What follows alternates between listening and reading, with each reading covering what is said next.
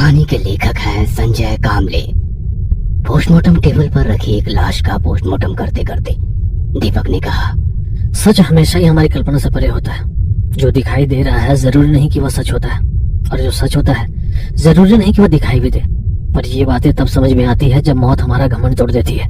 उसी postmortem table की दूसरी तरफ खड़े आदमी ने कहा, जैसे कि हवा की।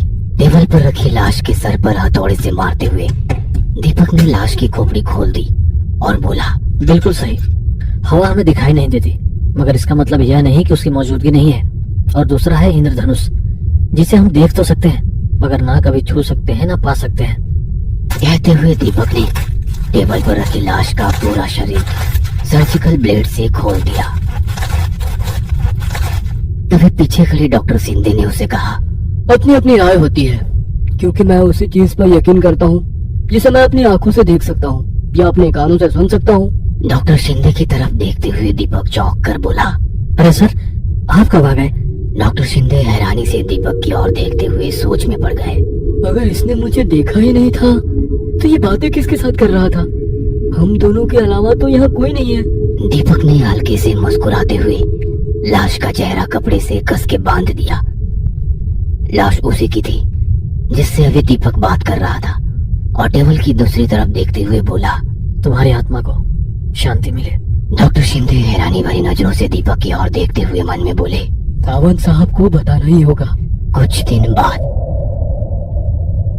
बारिश का मौसम होने के कारण दिन भर आसमान काले घने बरसाती बादलों से घिरा हुआ था।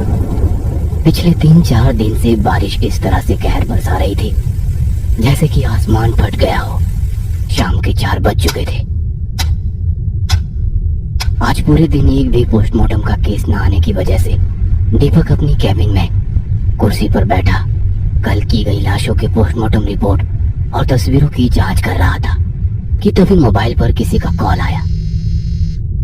जी बोलिए साहब। दीपक, पोस्टमार्टम का केस आया है। एक लड़की जो पागल हो गई थी, पोस्टमार्टम करने के बाद मुझे फोन करना। सावंत साहब की बात सुनकर दीपक ने पूछा, मौत की वजह शॉक ट्रीटमेंट? अरे नहीं, पर तुम्हें पोस्टमार्टम में पता चली जाएगा। और हाँ दीपक, शहर की सारी एम्बुलेंस कोरोना मरीजों के लिए लगाई गई है, इसलिए उस पागलखाने के नजदीक एक पुराना सरकारी अस्पताल है। कुछ देर में मेंटल हॉस्पिटल के लोग लाश को अस्पताल में पोस्टमार्टम के लिए पहुंचा देंगे। ठीक है? ठीक है सर, पर उस अस्पताल में पोस्टमार्टम की सुविधा है ना? अरे दीपक, इस शहर का सबसे पुराना पोस्टमार्टम डिपार्टमेंट वही है, इसलिए फिक्र मत करो। काम खत्म होते ही मुझे फोन करना। रेनकोट पहनकर दीपक अपनी बाइक से पोस्टमार्टम करने के लिए निकल पड़ा। अभी भी काफी तेज बारिश हो रही थी। लॉकडाउन की वजह से रास्ता पूरी तरह से सुनसान था। कोई आम इंसान सड़क पर दिखाई नहीं दे रहा था। रास्ते पर खड़े पुलिसकर्मी और सायरन बजाते तेजी से आने जाने वाली एम्बुलेंस, बस यही नजर आ रहा था। कुछ ही देर में सावंत साहब के बताए पते पर दीपक पहुंचा। अस्पताल की इमारत काफी पुरानी थी, पर कुछ मरीजों का अब भी इलाज किया जा रहा था। ऑफिशियल काम खत्म कर अपनी फाइल को रेनकोट में छिपाकर बारिश के पानी से बचाता हुआ वो अस्पताल के पीछे स्थित पोस्टमार्टम कमरे की तरफ अकेले ही चलने लगा। बारिश का मौसम और कोरोना लॉकडाउन की वजह से हॉस्पिटल के पीछे वाले उस पोस्टमार्टम डिपार्टमेंट में इंसान ना के बराबर ही थे। कच्ची सड़क के आसपास कमर तक उगी हरी घास, कुछ झाड़ियों के बीच जर्जर हुआ वो रंग उड़ा कमरा बाहर से ही काफी डरावना लग रहा था। शाम के 4:30 बजने के बावजूद भी काले घने बादलों से घिरा आसमान रात के अंधेरे जैसा महसूस हो रहा था। पोस्टमार्टम कमरे की बाहर रुकते हुए दीपक ने दाईं तरफ खड़े बरगद के पेड़ को कुछ सेकंड देखता रहा। बाहर की तरफ खुलने वाला दरवाजा खोला, अंदर जाकर दरवाजा बंद कर लिया और अपना रेनकोट वहीं पर लटका दिया। दीवार से सटी लकड़ी की अलमारी का दरवाजा खोलकर पोस्टमार्टम के कपड़े चढ़ाए। उसने पोस्टमार्टम टेबल की ओर देखा। कुछ ही कदमों पर सफेद कपड़े से ढकी एक लाश टेबल के ऊपर रखी थी। अलमारी के पास का बटन शुरू करते ही पोस्टमार्टम टेबल के ऊपर लटक रही ट्यूबलाइट ऑन हो गई।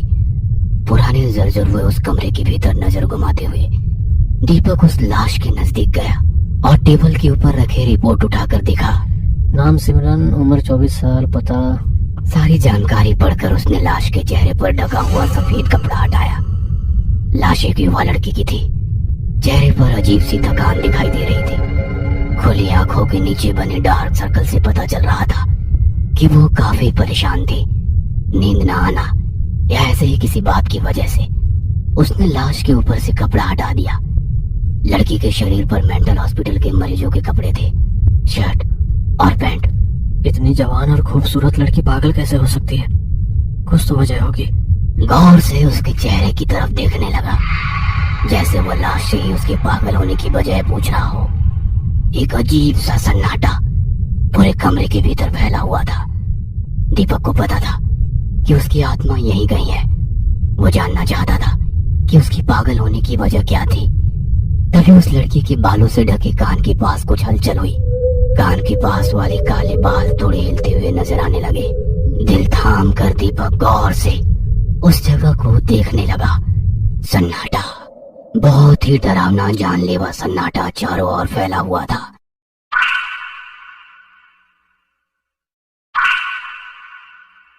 इतना सन्नाटा था कि दीपक को अपने दिल की धड़कन भी साफ साफ सुनाई दे रही थी। दीपक को थोड़ा अजीब लग रहा था।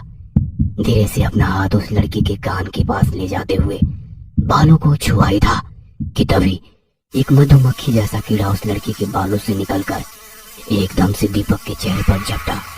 मधुमक्खी की गुनगुनाती तेज आवाज के साथ काफी देर से फैला हुआ अजीब सा सन्नाटा एक झटके में खत्म हो गया। उस कीड़े को हटाने के लिए दीपक जद्दोजहद करने लगा, पर वो कुछ देर तक धू धू आवाज करते हुए दीपक को परेशान करता है और कुछ ही सेकंड में वो कीड़ा उसकी आंखों से ओझल हो गया। दोबारा एक गहरा सन्नाटा उस कमरे के भीतर कायम हो गया।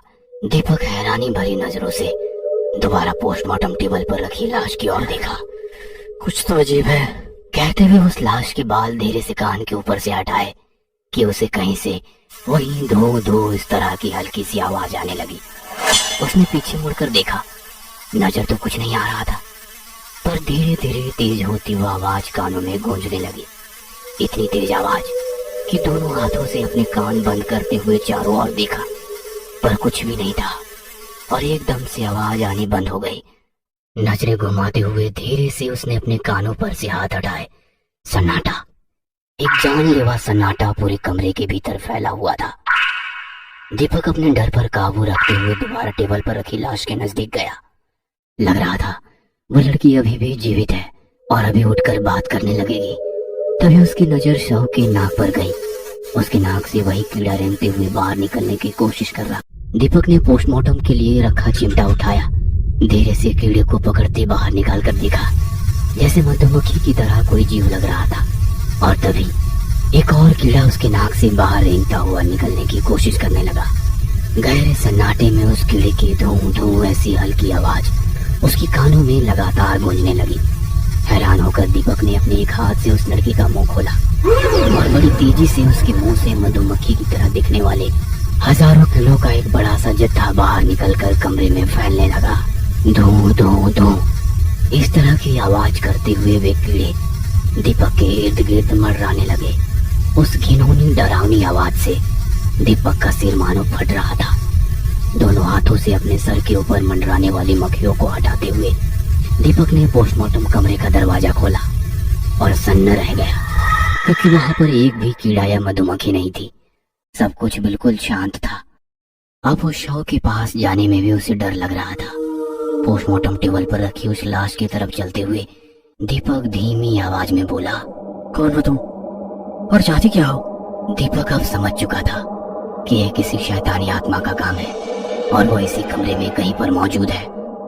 अपनी आंख बंद करके वह थोड़ी देर शांत खड़ा रहा और मन ही मन बोलने लगा, मैं जानता हूँ तुम यहीं कहीं पर हो, पर ये नहीं जानता कि तुम चाहती क्या हो, और मैं ये जान कर ही रहूंगा। दीपक दिल थाम कर हर बारीक से बारीक आवाज को सुनने की कोशिश करने लगा। उसके बदन को छूकर जाने वाली हवा की झोंके को महसूस करने की कोशिश करने लगा। आवाज आ रही थी, मगर हल्की सी बारिश की आवाज, पेड़ों से पत्तों के ऊपर से टपकती बूंदों की आवाज, बाकी बिल्कुल सन्नाटा पसरा था। तभी दीपक के कानों पर एक अजीब सी आवाज पड़ी। वो आवाज कमरे के भीतर फैले उस खौफनाक सन्नाटे में बहुत ही डरावनी लग रही थी। जिस तरह से कोई पेड़ की सूखी लकड़ी अपने हाथ से तोड़ रहा हो, वैसी आवाज, साथ ही दर्द से कराने वाली लड़की की आवाज। दीपक ने झट से अपनी आंखें खोली। उसने नीचे पोस्टमार्टम टेबल पर देखा वो सन्न रह गया, क्योंकि अब लड़की की लाश पोस्टमार्टम टेबल पर नहीं थी।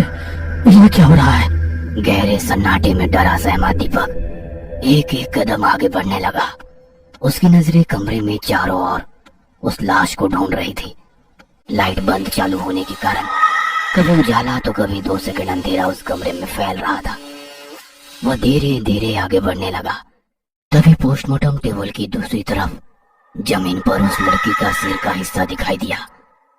हिम्मत जुटाकर धीरे धीरे दीपक आगे कदम बढ़ाने लगा, पर उसके चेहरे पर डर साफ झलक रहा था और जमीन पर पड़े उस लड़की का पूरा शरीर दिखाई दिया। उसके हाथ पैर किसी ने पूरी तरह से मरोड़ दिए थे। शरीर का हिस्सा बाईं तरफ और गर्दन दाईं तरफ पूरी तरीके से घूमी हुई थी। वह डरावना दृश्य देखकर दीपक सिर से पांव तक सिहर गया। ये कोई साधारण आत्मा नहीं है। शायद ये लड़की पागल नहीं बल्कि किसी शैतान के कब्जे में थी। मरने के बाद लड़की की आत्मा शरीर से मुक्त हो गई, पर उस शैतान ने अभी भी इसके शरीर को जकड़ रखा है। दीपक ने हिम्मत करके उस लड़की के शरीर को अपने दोनों हाथों से उठाया और दोबारा से उस टेबल पर रख दिया। पोस्टमार्टम टेबल के ऊपर लगातार बंद शुरू होने वाली ट्यूब पर जोर से दे हाथ मारा और ट्यूब चालू हो गई। सर्जिकल ब्लेड उठाते हुए दीपक ने उस लड़की के चेहरे की तरफ देखते हुए कहा, मुझे पता है तुमने इस लड़की के शरीर पर अपना कब्जा कर रखा है, पर तुम्हारा पोस्टमार्टम हो जाए यह तुम बिल्कुल नहीं चाहते, क्योंकि तुम्हें फिर एक नई लड़की का शरीर ढूंढना होगा। पर मैं इस शरीर के साथ तुम्हारी आत्मा को भी मुक्त कर दूंगा। उसके चेहरे की तरफ देखते हुए सर्जिकल ब्लेड को 2-3 बार गोल घुमाया।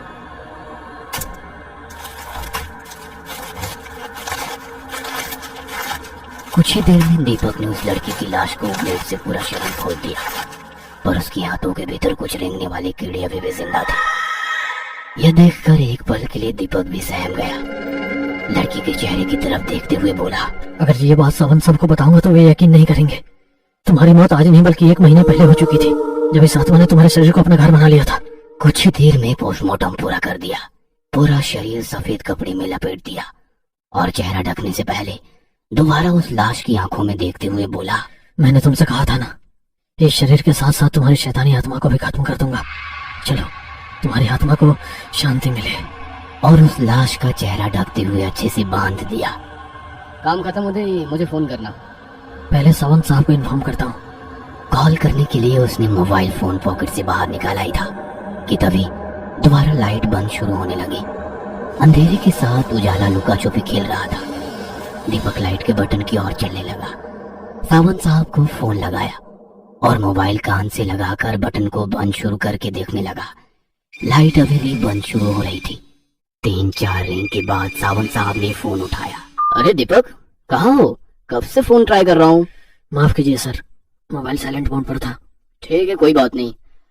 दीपक, मुझे डॉक्टर शिंदे ने बताया कि तुम सच में आत्माओं से बातें करते हो। दीपक ने हल्का मुस्कुराकर कहा। हाँ शायद।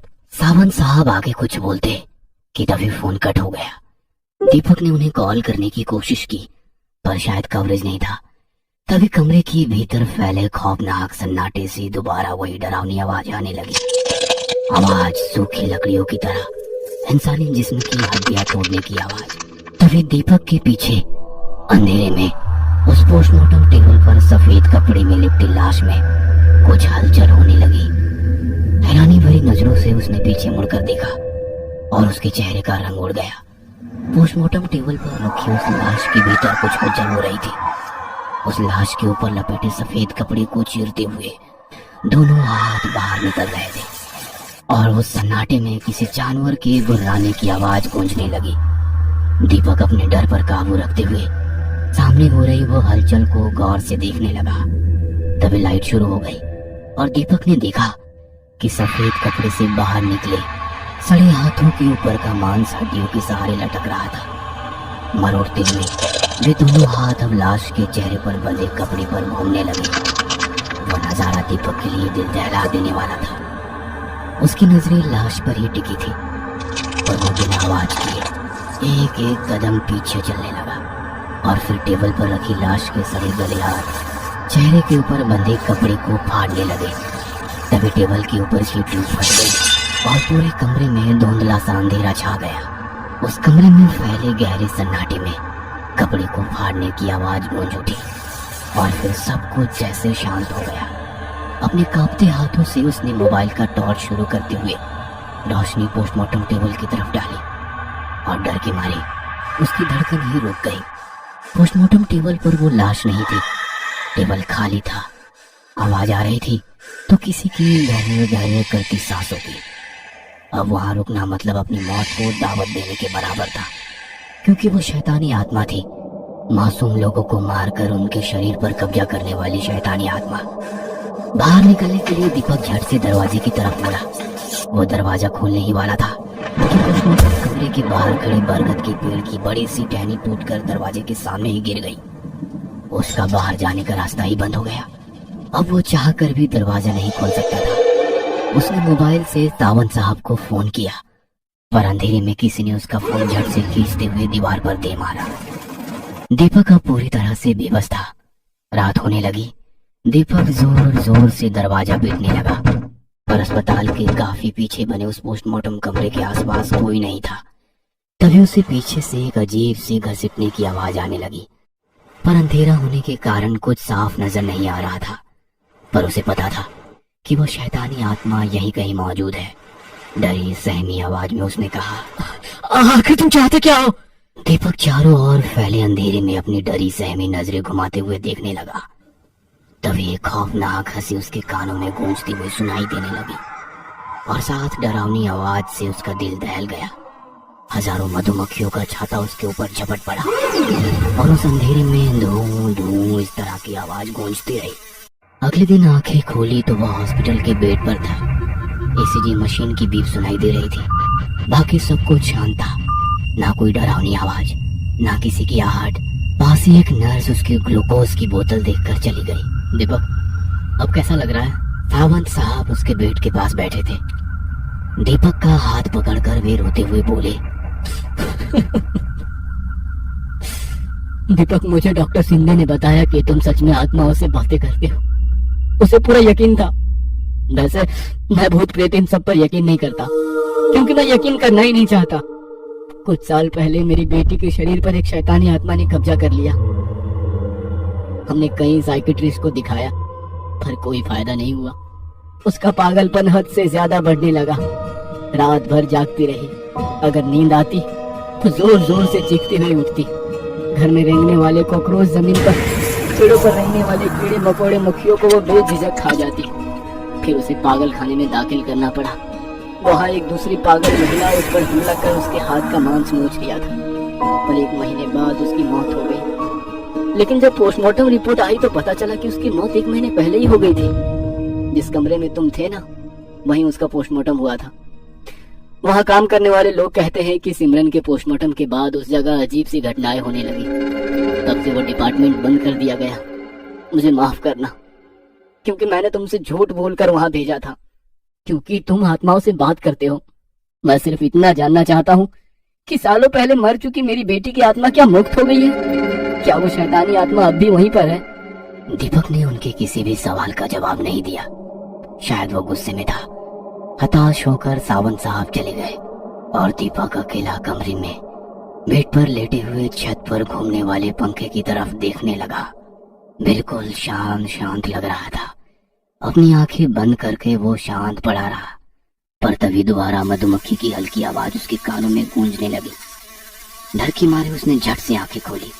सच में एक मधुमक्खी उसके चेहरे के सामने मंडराते हुए हाथ पर बैठ गई। कुछ सेकंड दीपक की डरी सहमी नजरें उसी पर टिकी हुई थी। अगले एक ने झट से उसे पकड़कर उसे गौर से देखा और धीरे से अपने मुंह में डाल दिया।